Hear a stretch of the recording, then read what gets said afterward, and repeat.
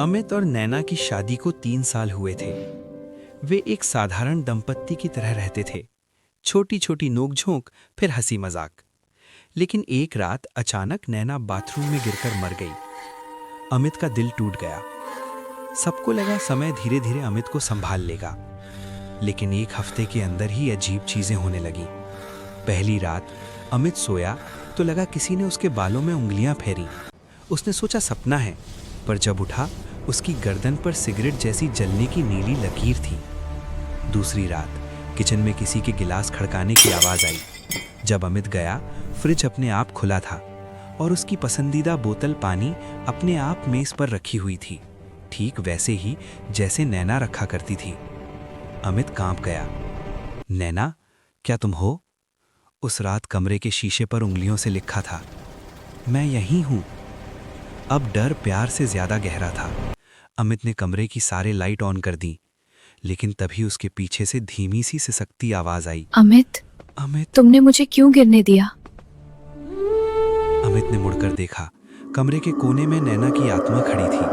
सफेद फटा गाउन, गिरे हुए बाल, काली आंखों में शून्य। वो जमीन पर पैर न रखते हुए तैर रही थी। अमित चिल्लाया, मैंने कुछ नहीं किया। वो और पास आई। तुमने मेरी चीख नहीं सुनी। तुमने दरवाजा बंद कर दिया था। वो पड़ा। नैना, वो गलती थी, मैं सो रहा था। नैना की आत्मा अचानक चीख उठी। चीख इतनी भयानक थी कि खिड़कियां हिल गईं। झूठ मत बोलो। मौतों में गलती नहीं होती, वो छूटे हुए वादों का हिसाब होती है। अमित पीछे हटते हटते दीवार से लग गया। नैना उसके ठीक सामने, इतनी नजदीक कि अमित उसकी ठंडी सांस महसूस कर पा रहा था। उसने कहा, मेरी आत्मा तुम्हें छोड़कर नहीं जाएगी जब तक तुम मेरी आखिरी बात पूरी नहीं करोगे। अमित कांप कर बोला, क्या बात? नैना की आवाज धीमी, भंगुर, टूट। मुझे उस बाथरूम में मत छोड़ो जहां मेरी मौत हुई। मेरा शरीर अभी भी ठंडा है, मुझे शांति नहीं मिली। अमित डरते डरते बाथरूम गया। दरवाजा खुलते ही हवा बर्फ जैसी ठंडी हो गई। टब में अंधेरा जमा हुआ था। अचानक टब से सफेद हाथ निकला और अमित की कलाई पकड़ ली। कमरा अंधेरे में डूब गया। सुबह पड़ोसियों ने घर का दरवाजा टूटा देखा।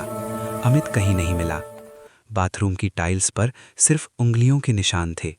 उन पर लिखा था, अब हम दोनों यहीं हैं।